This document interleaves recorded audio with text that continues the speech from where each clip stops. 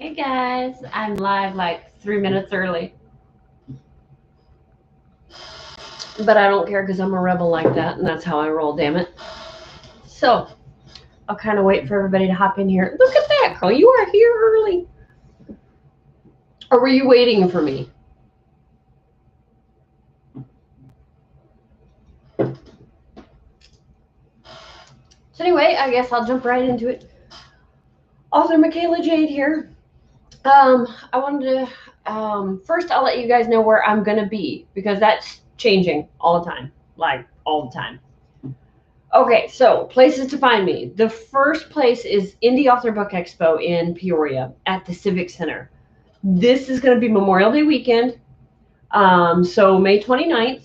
It's a one-day shindig, so you got to get there that day. It's the Saturday of Memorial Day weekend. Okay, so the next one is June 5th down in Detweiler Park in Peoria. So this is not a book signing. This is a like craft fair. So there's going to be all kinds of stuff. One of my daughters will be there with her paintings. There will be food vendors. There will be craft vendors. There will be all kinds of stuff. But I will have, hopefully, all 4 of my books in by then. I don't know the shipping on Warrior's Worth. So I should have all 4 books. Warrior's Secret, Warrior's Trust, Warrior's Worth, and the Linnea Fletcher book, Obsidian Hearts. So June 5th, I should have everything. June 19th is my biggest one. That's out in Deadwood, South Dakota. So Wild Deadwood Reads, find me in South Dakota. Plan a trip. It's amazing. They're going to have Wild Bill Days going on at the same time. There's tons of tourist attractions out there. It's just going to be a really good time. July 17th, Heroes for Kids down in Perryville, Missouri. I'll be down there. I got to meet Jess and Lonnie at one of the quad cons that I did in Peoria. Super nice couple. So if you haven't heard of Heroes for Kids Con in Perryville, Missouri, look that shit up. That's amazing. Next one is Peoria Con. There's a Peoria Con October 2nd. I have not signed up for it yet. But I'm going to, and I'm hoping there's still a spot. But that's at Expo Gardens in Peoria. So that's not a definite, but it's most sortly definitely. So stay tuned, but I'll keep you posted. I'm always looking for other ones that I can do. And as many as I can fit in, I will do. That's the problem, though. I don't know how many I can fit in. Okay, so let's get into the topic I wanted to go over tonight. I found some writing rules, and they perplexed me because if you're going to write, or if you write, you do it because you love it. You do it because it's something that you enjoy. Who came up with these rules? Why are there rules? So some of them that bothered me the most, and I'm going to tell you they're BS. Get rid of them. Don't listen to them. Trust me. I'm a writer. Okay? The first one is, don't use cliches. Cliches are a universal truth. Everybody knows what that means. Use the damn things. It's a cliche for a reason. Use it. Now, that doesn't mean like overuse it or make your whole book about it, but use the damn things. If it fits your story, use a cliche. Okay, number 2, don't write under the influence. You ever heard of Ernest Hemingway by chance? I mean, just like, have you heard of this guy? So throw that one out. Write drunk, write sober, whatever works for you. If you want to write with a glass of wine next to you.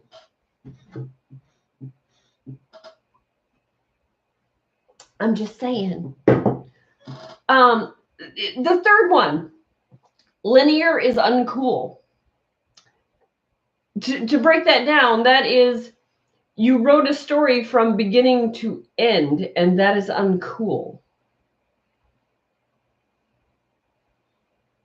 Isn't that how a story is supposed to go? But apparently there's this trend to like do a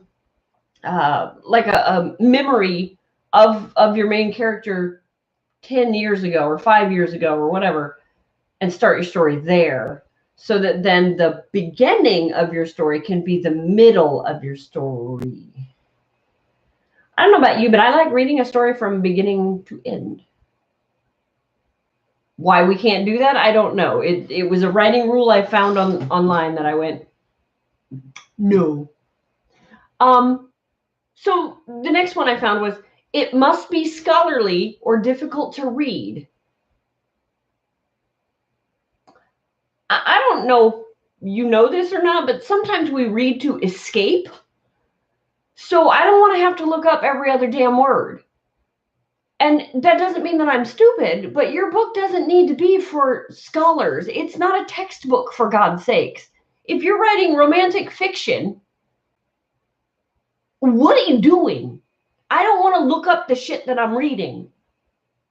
Again, that doesn't mean that you have to dumb it down. It's not because we're stupid. It's because we want to just read the story. I don't want to have to learn. I don't want to be educated. I just want to escape in this story. Don't make it complicated. So the next one was, adverbs are evil. Let me think about this. You're writing a story, so you're describing something that either happened or you imagined because it's fiction. And adverbs are evil? Yeah, I'm going to call butt kiss on that. No. Use your fucking adverbs, okay? They color things lovely, okay? So use them. Okay, number 7. Writers shouldn't self-promote. Did you choke on that one like I did? Yeah. Writers should not self-promote. I don't know what planet you're living on, but that may be why you're not selling books. Writers must self-promote. If you don't self-promote, how the hell is anybody going to know about you? That was the most ludicrous rule I came across in all my research. You should promote the shit out of your stuff. You should promote your brand. You should promote your work. You should be promoting yourself to anyone that will listen. And I don't care how many times you have to say it. Say it again and again and again until you're tired of hearing it. You have to self-promote. You can't not self-promote. That's ridiculous. So number 8 on the BS rules list, being sentimental in your story is bad. Again, bupkis. You have to be sentimental in your story to pull people in. That's what readers want. That's what makes a reader say, I really liked your characters. For me, it's my main characters right now are Hawk and Cassidy. That's my 2 big ones. I had a reader tell me, I'm not as confident as Hawk. What? Hawk's a fake person. How can you not be as confident as a fake person? That's the emotion. And this writing rule is you don't want emotion in your story? You don't want to be sentimental? How is that even possible? I don't get it. Okay, so number 9 on the bullshit rules, happily ever after is fake. No, it's not. Sorry, it's not. It's not fake. Many of us live happily ever after. Or so far. So call it happy for now.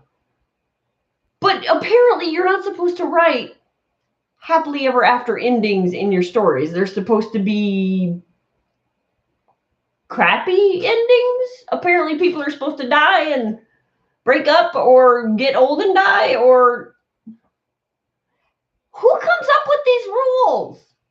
And why are they out there? And is anybody following these things? Because if you are, listen, these are the ones that don't follow these damn things.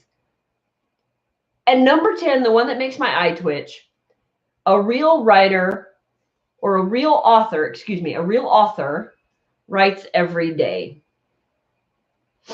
Bullshit. I don't write every day. So am I not a real author? Look at that. Books. No. Now, a writer that pumps out 18 books a year, you're going to probably have to write every day. But it's not a hard and fast rule. You don't have to write every day to be a successful author or a successful poet or a successful writer. If that's all you want to be as a writer, you don't want to publish, you are successful when you've reached your goal. If that is your goal, you win. Ta-da! Nobody can tell you that because you don't write every day, you're not an author. You're not a writer. You're not a poet. Who's making these rules up? And let's stop it right now. Whoever is doing this shit, stop it. Because there are fantastic writers out there that don't write every day. I can't tell you what Stephen King does or what Christine Feehan does or Danielle Steele. I can't tell you what they do. But I don't write every day, and I'm an author. I'm a writer. I'm a poet. I'm a creative person. But do I write every day? No, I haven't actually written in maybe 6 or 7 days, maybe not that long, but probably, because I've been focused on all the other aspects of being a writer and being an author. And things like, I have a book right now that I have to upload the paperback version to get that out to my fans. I have marketing to do. I have a real job on the other end of this, or a day job, not a real job, because God knows being an author is a real job.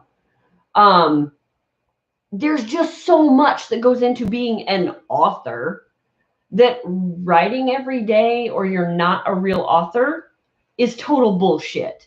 So if you're starting on this journey and you think to yourself, I can't be a real author because I don't write every day, throw that shit out the window. It's crap. I don't care who you are. If you are writing and you have published something, you are then an author. You are the author of that. I don't care if it's an article in a magazine. You are the author of that article.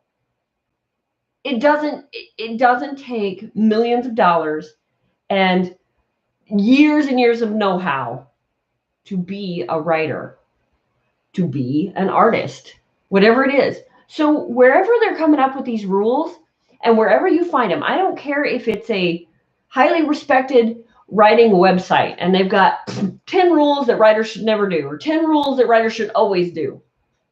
It's total bullshit. All it is they're making an article. They've taken one person's opinion or two people's opinion and they've put them together and they've said, this will make a great article. Who says we need rules for writing? I've never followed the rules, and look at that. Success. So don't get yourself in a bunch over, I heard this rule and I must write every day, or I heard this rule that you can't write a story from beginning, middle, and end. It must be, linear is uncool, was the rule that I came across. Come on now. A story is a story is a story. If I like to read paranormal romance, that's what I like to read. If I like to read comic books, that's what I like to read. It doesn't mean that the paranormal romance book is bad or that the comic book is bad because I don't prefer to read it. It's just a different book. It's just a different way to write. It doesn't mean that a book that is linear and has a beginning, middle, and end is wrong. And it doesn't mean a book that starts out with a sequence that was 10 years ago and then you get the beginning, middle, and end. That doesn't mean that book is wrong. Who thinks these rules up and why do they exist? So really, that's all I've got for you today because I'm a real writer and I have a second job and things get crazy. So let me know what you guys want to hear next time. I take suggestions, I promise. I see you guys commenting in the comments over there, guys. Let me see. What do we got here? We got Carl and Brian and Carly, Carlene. Oh, my favorite friends. Hey. All the pros at the YouTube stuff. Oh, there's Keisha. Hey, Keisha. Girl, I am not beautiful. This is quick. This is like spray some hairspray on it and let's go. Hey, Brian. I'm reading your comments, guys. These are awesome comments. Well, okay, guys, I will let you go, and I will probably see you in the green room. Thanks for stopping by.